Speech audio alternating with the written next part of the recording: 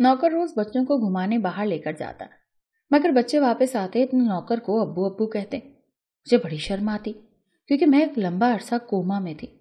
आखिर मुझे शक पड़ा तो मैंने बच्चों का डीएनए करवाने का सोचा, लेकिन उस रात मेरे तो होश उड़ गए जब ऐसी रिपोर्ट मिली कि 3 में से 2 बच्चे मेरे नहीं बल्कि ये मेरे बच्चे हैं। इन्हें कहाँ लेकर जा रहे हो? मैं अपने 2 मासूम बच्चों को उन 2 हैवानों के हाथ लगते देखकर चिल्लाई। भला कौन माँ अपने बच्चों को किसी जालिम शख्स के हवाले कर सकती है? कोई भी माँ अपने बच्चों को अपने सामने तड़पते हुए नहीं देख सकती, और मैं ऐसी बदनसीब माँ थी कि मेरे सामने मेरे 2 मासूम फूल जैसे बच्चों को वो जालिम शख्स तकलीफ दे रहा था, जबकि मुझे कुर्सी से इस तरह बांधा गया था कि मैं सिर्फ अपनी आंखों से अपने बच्चों को देख सकती थी, लेकिन कुछ कर नहीं सकती थी क्योंकि मेरा पूरा जिस्म रस्सियों में जकड़ा हुआ था। खुदा का वास्ता है मेरे बच्चों को छोड़ दो, तुम जो कहोगे मैं वो करूंगी। बिलाखिर ममता जीत गई और एक औरत हार गई। मैंने उस जालिम शख्स के सामने घुटने टेक दिए। मेरी बात सुनकर वो जालिम शख्स मेरी जानिब यूं बढ़ा जैसे प्यासा कुएं की जानिब बढ़ता है, और मेरे करीब आकर उसने झुकते हुए अपनी उंगली से मेरे गाल को छुआ और मुझे यूं देखने लगा जैसे अपनी आंखों को सराब करना चाहता है। उसकी आंखों में मुझे देखकर जो खुमार उभरा था वो मुझे साफ नजर आ रहा था। मुझे घुटने टेकते देखकर वो बोला, क्या वाकई तुम वो सब करोगी जो मैं चाहता हूँ? वो मेरे करीब होने की कोशिश करने लगा जबकि मैं खुद को अपने आप में छुपाने की कोशिश कर रही थी। हाँ, मैं वो सब करूंगी जो तुम कहोगे, बस मेरे बच्चों को कुछ मत कहो, उन्हें छोड़ दो, उन्हें तकलीफ मत दो, मैं बेबसी से रोते हुए कह रही थी। आंसू पलकों की बाढ़ तोड़कर गालों पर बह रहे थे और मेरा जिस्म हौले हौले कांप रहा था। तुम्हें पता है, तुम्हारे मुंह से ये सब सुनने के लिए मैं कितना तरसा हूं। मैंने कितने साल तुम्हारा इंतजार किया, इस पल का इंतजार किया जिसमें तुम खुद को मुझे सौंप दो। वो किसी पागल की तरह मेरे इर्द गिर्द घूम रहा था, जबकि मैं आने वाले वक्त को सोच सोच कर खौफजदा हो रही थी। मेरा दिल कर रहा था इतनी जोर जोर से चीखें मारूं कि आसमान फट पड़े, लेकिन मैं मजबूर और बेबस थी, कुछ कर नहीं सकती थी। तुम शादीशुदा हो और 2 बच्चों की माँ भी, पर मेरे लिए आज भी इतनी ही अनमोल हो और खास हो, इतनी ही अनछुई लगती हो, उतनी ही कोमल लगती हो कि दिल करता है कि तुम्हें सारी दुनिया से चुरा लूं। वो शख्स इतने साल गुजर जाने के बाद मजीद ज़हनी मरीज हो चुका था। वो अपने हाथों से मेरी रस्सियां खोल रहा था। उसके इशारे पर उसके आदमी मेरे बच्चों को ले गए। मैंने घबराकर बोलना चाहा तो उसने अपनी उंगली मेरे होंठों पर रखकर मुझे बोलने से रोक दिया। मेरे जिस्म में चूंटियां सी रेंगने लगी। कोई और मौका होता तो मैं उसकी उंगली तोड़ देती, पर इस वक्त मैं एक औरत नहीं बल्कि एक माँ थी, और अपने बच्चों को बचाने के लिए मैं किसी भी हद तक जा सकती थी। क्या तुम अपने बच्चों के सामने ही मेरे साथ वक्त गुजारना चाहती हो? हाँ, उन्हें कुछ नहीं होगा, बस तुम मेरी हो जाओ। वो पागल शख्स मेरे कान के करीब सरगोशी करता हुआ बोला। मेरे अंदर की औरत तिल मिलाकर रह गई।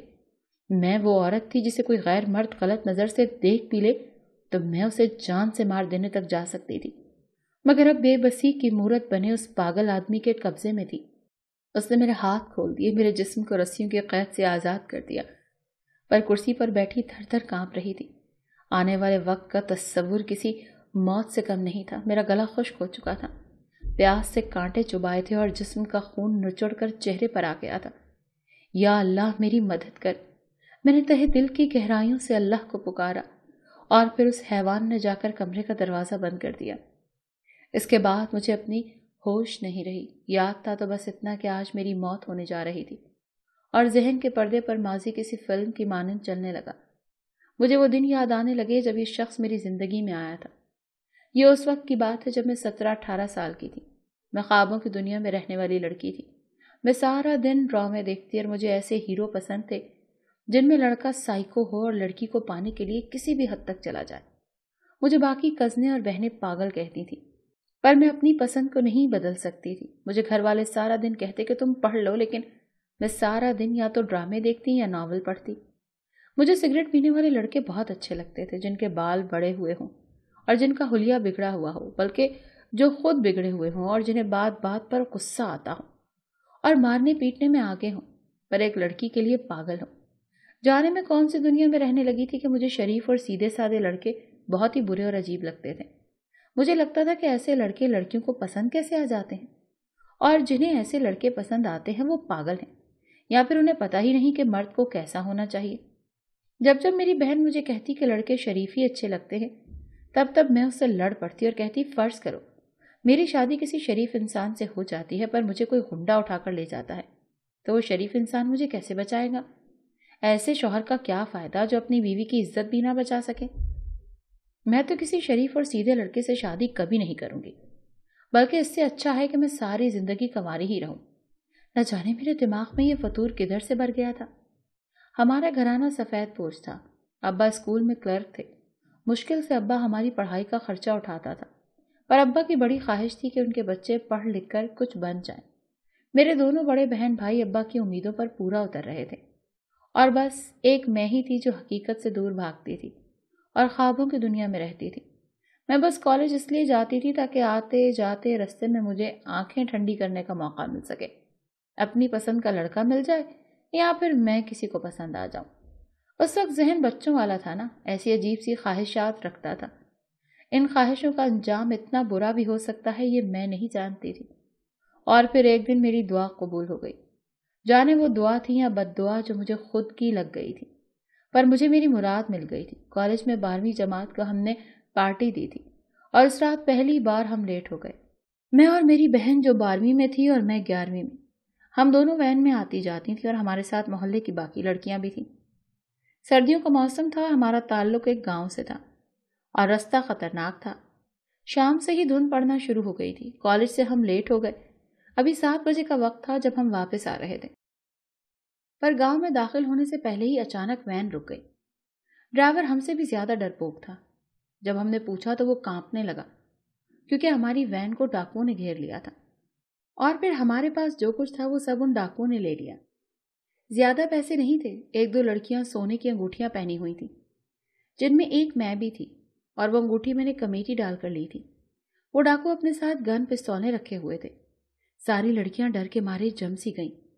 ڈرائیور بار بار کہہ رہا تھا سب کچھ لے لو پر بچیوں کو کچھ مت کہنا، جبکہ واحد میں ایسی تھی جو ان ڈاکوؤں کو بڑے شوق سے دیکھ رہی تھی۔ اور پھر ایک ڈاکو جب میرے قریب آیا تو میری انگلی کی جانب اشارہ کیا کہ یہ انگوٹھی مجھے دے دو۔ اس کے چہرے پر نقاب تھا جبکہ میں اسے ہی دیکھ رہی تھی۔ اس کی آنکھوں میں عجیب کشش تھی، اس کی آنکھوں میں وہی پاگل پن اور جنون تھا جو مجھے اپنی جانب کھینچتا تھا۔ میں نے اسے انگوٹھی اتار کر دے دی۔ ایک پل کو ہماری نظریں ملی، نگاہوں سے نگاہیں ٹکرائیں تو مجھے ایک جھرجھری سی آ گئی اور پھر وہ تیزی سے باہر نکل گیا۔ ڈاکو نے ڈرائیور کو بہت مارا اور پھر وہیں اس کو چھوڑ کر بھاگ گئے۔ جیسے تیسے کر کے وہ گاڑی چلا کر لے آیا اور ہم سب کو گھر پر پہنچا دیا۔ باقی لڑکیوں کے لیے وہ ایک خوفناک رات تھی، جبکہ میں اس رات کو خواب جیسے سمجھ رہی تھی۔ اور پھر 2 دن بعد جب میں دوبارہ کالج گئی تو مجھے محسوس ہوا کہ ایک گاڑی ہماری وین کے پیچھے تھی۔ محلے کی کافی لڑکیاں اس حادثے کے بعد کالج چھوڑ چکی تھی۔ میری بہن 12 جماعتیں پڑھ چکی تھی جبکہ میرا 1 سال رہتا تھا۔ اور پھر یہ روزانہ ہونے لگا۔ ایک سیاہ گاڑی وین کا پیچھا کرتی، سارا دن وہ کالج کے باہر کھڑی رہتی اور واپسی پر وہ ہمارے پیچھے ہوتی۔ پہل مجھے اپنا وہم لگا، لیکن پھر یہ وہم یقین میں بدل گیا جب ایک دن کالج وین نہیں آئی اور وہ سیاہ گاڑی میرے سامنے آ کر رکی۔ اس کا دروازہ کھلا اور سامنے وہ شخص بیٹھا جس کے لمبے بالوں نے آدھا چہرہ چھپا رکھا تھا، جس کے ہاتھ میں سگریٹ دبی ہوئی تھی۔ اس نے میری طرف دیکھا اور کہا چلو میں تمہیں چھوڑ دیتا ہوں۔ میں بچپن سے نڈر اور بے باک لڑکی تھی۔ میں بنا ڈرے بیٹھ گئی۔ جانے وہ کون تھا، کہاں سے آیا تھا، پر اس شخص نے پہلی ہی نظر میں اپنا جادو مجھ پر چلا دیا تھا۔ میں نے بنا ڈرے پوچھ لیا کہ اتنے دنوں سے تم میرا پیچھا کر رہے تھے؟ اس نے کہا ہاں، جب سے تمہیں دیکھا ہے بنا دیکھے رہ نہیں پاتا۔ اور پھر جیسے میرے سارے خواب پورے ہونے لگے۔ جانے وہ کون تھا، کہاں سے آیا تھا، میں نے کچھ نہیں پوچھا۔ وہ روز مجھے ملنے لگا۔ میں کالج جاتی ہی نہیں، کبھی جاتی تو جلدی باہر نکل آتی، کیونکہ سرکاری کالج تھا، پوچھ گچھ تو کوئی ہوتی نہیں تھی۔ ویسے بھی اگر کوئی پوچھ بھی لیتا تو اسے چکما دینا میرے لیے کوئی مشکل امر نہیں تھا۔ وقت گزرتا رہا اور میں اس کی محبت میں گرفتار ہوتی گئی۔ کبھی کبھی وہ مہینہ مہینہ غائب رہتا۔ کہتے ہیں عشق اور مشق چھپائے نہیں چھپتا۔ ایک دن مجھے ایک تایزات نے اس کے ساتھ ایک کیفے میں بیٹھے دیکھ لیا تھا، ساتھ میں ابا بھی تھا۔ ابا کو ادھر ہی دل کا دورہ پڑ گیا اور جب میں واپس گھر پہنچی تو زندگی بدل چکی تھی، دنیا الٹ چکی تھی۔ ابا کی حالت خطرے میں تھی۔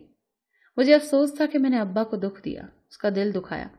پر میں اسی شخص سے شادی کرنا چاہتی تھی جس سے میں محبت کرتی تھی، جبکہ ابا نے آخری خواہش رکھی تھی کہ وہ میری شادی اسی تایزاد کے ساتھ کرنا چاہتے تھے جس نے مجھے دیکھا تھا، جبکہ مجھے اپنا وہ کزن ایک آنکھ نہیں بھاتا تھا۔ وہ بہت شریف اور سیدھا سادہ انسان تھا، اسے چشمہ بھی لگا ہوا تھا، اور مجھے ایسے لوگ بالکل پسند نہیں تھے۔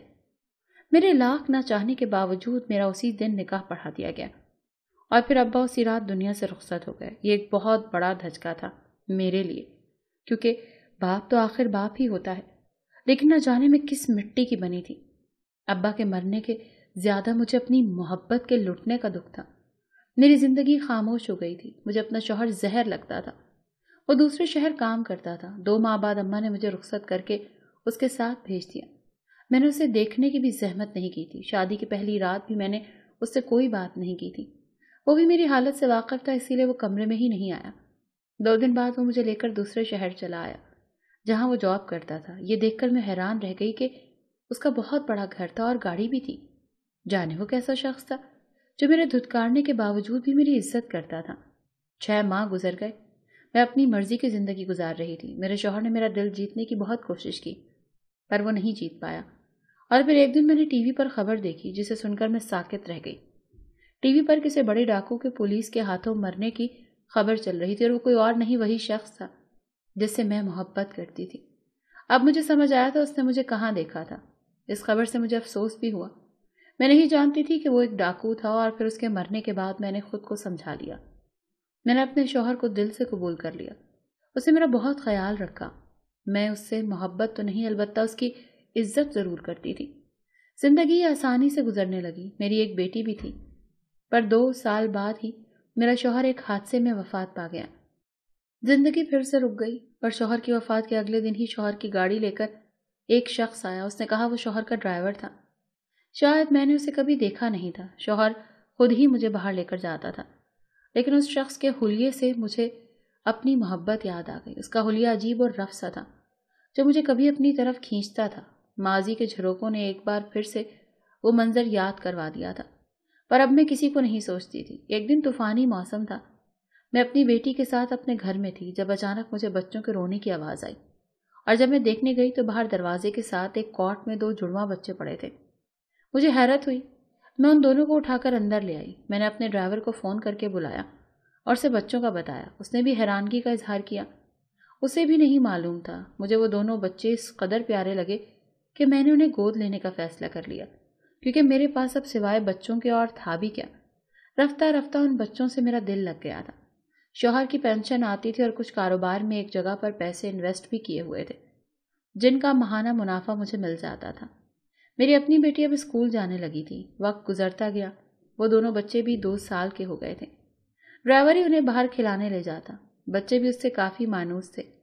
وہ اسے ابو ابو بلاتے۔ اس بات پر مجھے بڑی حیرانگی ہوتی تھی۔ بے شک وہ بھی انہیں باپ جیسا ہی پیار دیتا تھا۔ دل میں اکثر شکوک و شبہات جنم لینے لگے۔ ایک دن مجھے شک ہوا، اور میں نے چھوٹے 2 بچوں کا DNA ٹیسٹ کروایا۔ ابھی رپورٹ نہیں آئی تھی، اور واپس آ کر اس دن جب گھر میں کوئی نہیں تھا، میں کھانا بنانے لگ گئی۔ بچے کھیل رہے تھے۔ کچھ دیر بعد بچوں کی آواز آنا بند ہو گئی۔ جب میں نے دیکھا تو بچے غائب تھے، اور پرچی پر پتہ لکھا ہوا تھا کہ اپنے بچے چاہیے تو یہاں آ جاؤ۔ اور جب میں گئی تو وہی سائیکو ڈاکو مجھے وہاں مل گیا، پر آج مجھے اس سے نفرت تھی۔ اس نے میرے بچوں کی جان بخشی کے بدلے میں میری عزت مانگی تھی۔ اس نے صاف صاف کہا تھا کہ وہ صرف مجھے پانے کے لیے یہاں تک آیا ہے، اور پولیس مقابلے میں مرا نہیں بلکہ بچ گیا تھا۔ اور اب اس وقت مجھے اس کے کمرے میں تھی، میں اس کی قید میں۔ پر اس سے پہلے کہ وہ اپنے ناپاک ہاتھوں سے مجھے چھوتا، پولیس کی سائرن کی آواز گونجی۔ اس نے قہر برسانے والی نظروں سے مجھے دیکھا اور کہنے لگا کہ تم پولیس کو بتا کر آئی ہو، اب نہیں بچو گی۔ اس نے میرا سر پکڑ کر دیوار میں دے مارا، اور پھر کچھ ہوش نہ رہی۔ جانے کتنے عرصے بعد میں واپس اپنے ہوش کی دنیا میں لوٹی۔ سر پر چوٹ لگنے کی وجہ سے کوما میں چلی گئی تھی۔ مجھے بچانے والا اور کوئی نہیں، ڈرائیور ہی تھا، اور وہ شوہر کا ملازم نہیں، دوست تھا، اور وہ پولیس آفیسر تھا۔ شوہر نے اسے میرا خیال رکھنے کو کہا تھا۔ اس کی بیوی مر چکی تھی، اور وہ دونوں بچے اسی کے ہی تھے۔ اس نے اسی لیے بنا بتائے وہ بچے میرے دروازے پر چھوڑ دیے تھے تاکہ میرا دھیان بٹ سکے اور میں ایک بار پھر سے جینے لگوں۔ وہ سائیکو انسان جس سے میں نے کبھی محبت کی تھی، وہ اس بار اصل میں مارا گیا تھا۔ اب مجھے سمجھ آیا تھا کہ ایک شریف اور باکردار مرد کسی بھی خوبصورت اور امیر مرد سے کتنا بہتر ہوتا ہے۔ آج مجھے اپنے خوابوں کی سزا بھی مل چکی تھی اور سبق بھی آ گیا تھا۔ وہ شخص کیسے مجھے جان سے مار سکتا تھا جو میری چھوٹی سی تکلیف پر بلبلا اٹھتا تھا۔ پر محبت یہ نہیں ہوتی۔ محبت تو عزت دینے کا نام ہے جو میرے شوہر نے مجھے دی، اور اس کے بعد اس کے دوست نے، جو افسر ہوتے ہوئے بھی میرے گھر ملازم بنا رہا۔ کیسے اس نے اپنے بچوں کے ساتھ ساتھ میری بیٹی کا بھی خیال رکھا، کیسے اس نے 2 سال تک میرے پورے گھر کی ذمہ داری سنبھال کر رکھی، اور کیسے اس نے میری عزت اور میری جان بچائی۔ آج مجھے اپنا شوہر یاد آ رہا تھا اور اپنا باپ بھی۔ میں دل بھر کر روئی۔ 6 ماہ بعد میں کوما سے اٹھی تو تینوں بچے میرے گلے سے لگ گئے، اور وہ شخص جو شوہر کا دوست تھا میرے سامنے ہاتھ باندھ کر بیٹھا تھا اور پھر بولا، میں نے ایسی ماں نہیں دیکھی جو اپنی عزت داؤ پر لگا دے، اور وہ بھی کسی اور کے بچوں کو بچانے کی خاطر۔ اسے میرا ہاتھ تھام لیا اور مجھ سے شادی کی خواہش کی۔ اسے لگتا تھا ہم دونوں خوبصورت سفر کی شروعات کر سکتے ہیں، اور مجھے بھی ایسے ہی لگتا تھا۔ میری آزمائشیں ختم ہو چکی تھیں اور اب مجھے سکون سے اپنی زندگی گزارنی تھی۔ اسی لیے میں اس کی بات پر مسکرا دی۔ بے شک اللہ جو کرتا ہے اچھا کرتا ہے۔ زندگی کی ایک ٹھوکر نے جینے کا ہنر سکھا دیا تھا۔